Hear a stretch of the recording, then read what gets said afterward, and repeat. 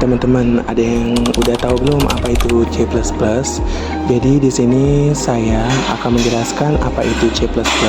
Jadi C++ itu adalah bahasa pemrograman yang dibuat sebagai pengembangan dari C.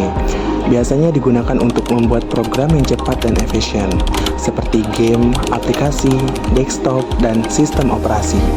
Jadi kita tuh harus mendukung konsep objeknya, sehingga kita dapat memudahkan pengembangan program yang lebih kompleks.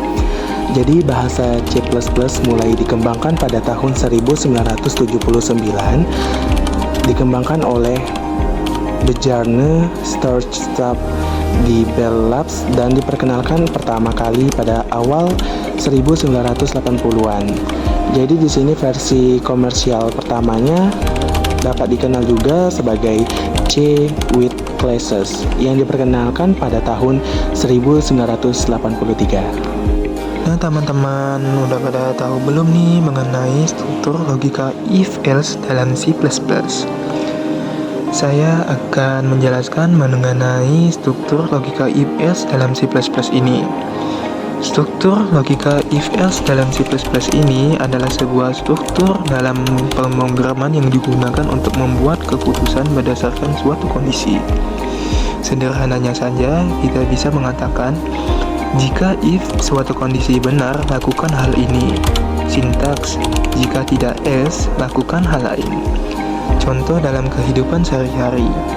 Pergi ke sekolah jika hari hujan, saya akan membawa payung. Jika tidak hujan, saya tidak perlu membawa payung. Cara kerja if-else. Kondisi program akan memeriksa bahwa kondisi yang diberikan. Misalnya cuaca sama dengan hujan bernilai benar atau salah. Jika kondisi benar, kode di dalam blok if akan dijalankan. Jika kondisi salah, kode di dalam blok else akan dijalankan. Pada video ini, kita akan belajar tentang konsep if-else dalam pemrograman. Konsep ini penting untuk pengambilan keputusan, mengontrol alur program, dan membuat program lebih fleksibel. Dengan if-else, kita bisa menentukan aksi yang diambil berdasarkan kondisi tertentu. Kondisi biasanya berupa perbandingan atau pengecekan nilai yang menghasilkan output benar, true, atau salah, false. Pertama-tama, kita coba membuat contoh sederhana. Misalnya, ketika kita memasukkan nilai A, program akan menampilkan output pertahankan. Namun, jika kita memasukkan nilai yang tidak sesuai seperti huruf selain A, B, C, D, atau E, maka program akan memberi peringatan, maaf, format nilai tidak valid. Di sini kita juga melihat konsep else if. Saat kondisi pertama pada if tidak terpenuhi, else if akan dijalankan.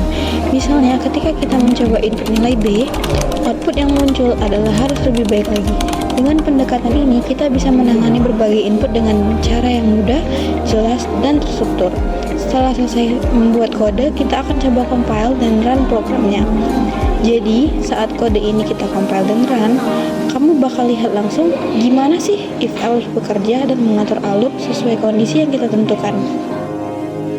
Jadi, kesimpulannya teman-teman, if-else ini adalah salah satu konsep penting dalam pemrograman yang berfungsi untuk pengambilan keputusan. Dengan if, kita bisa memeriksa apakah suatu kondisi itu benar atau salah. Kalau kondisinya benar, blok code di dalam if akan langsung dijalankan atau dieksekusi. Tetapi kalau kondisinya salah, jangan khawatir. Ada else sebagai rencana cadangan yang bakal dijalankan kalau kondisi if tidak terpenuhi. Intinya, dengan if-else kita bisa membuat program yang lebih dinamis serta fleksibel sesuai kondisi yang diberikan.